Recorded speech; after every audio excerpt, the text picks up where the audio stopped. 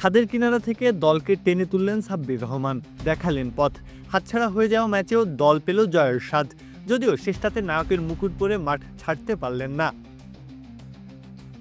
রংপুরের দেওয়া ১৪৪ রানের লক্ষ্যমাত্রা একটা সময় পাহাড় সমান হয়ে দাঁড়ায় রাজশাহীর জন্য। মাত্র ২৯ রান করতে হারিয়ে ফেলে ৫ উইকেট। শাকির হোসেন শুভ্রকে সঙ্গী করে সাব্বির রহমান দলের হাল ধরলেন, সতর্কতার সঙ্গে সামাল দিলেন পরিস্থিতি।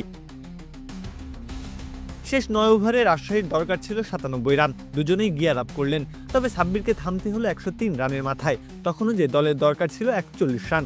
আস্তে আস্তে স্ফুলিঙ্গ তীব্র করে ৩৫ বলে ৩৫ রান করে সাজঘরে ফেরেন সাব্বির। আর এইটা ওইটা না, কাপড় ধোয়ার একটাই সলিউশন, চাকা অল ইন ওয়ান।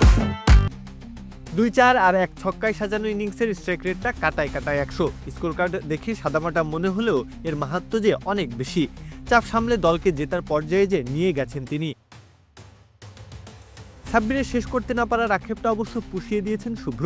৪২ বলে ৫২ রানের ইনিংস খেলেছেন, ম্যাচ জিতেই মাঠ ছেড়েছেন। তবে কৃতিত্ব নিহাদুজ্জামানেরও কম নয়। শেষ দিকে রীতিমতো ঝড় তুলেছেন তিনি। ১৪ বলে ২৭ রানের ইনিংসে নিশ্চিত করেছেন দলের জয়। ২ বল আর ৪ উইকেট হাতে রেখেই শেষটাতে জয়ের বন্দরে তুড়ি ভেড়ায় রাজশাহী। এতে অবশ্য আক্ষেপ বাড়ল রংপুরের, আক্ষেপ বাড়ল ইকবাল হোসেনেরও।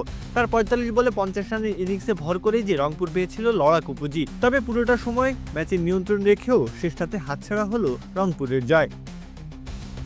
প্রত্যহ কাব্য, খেলা ৭১।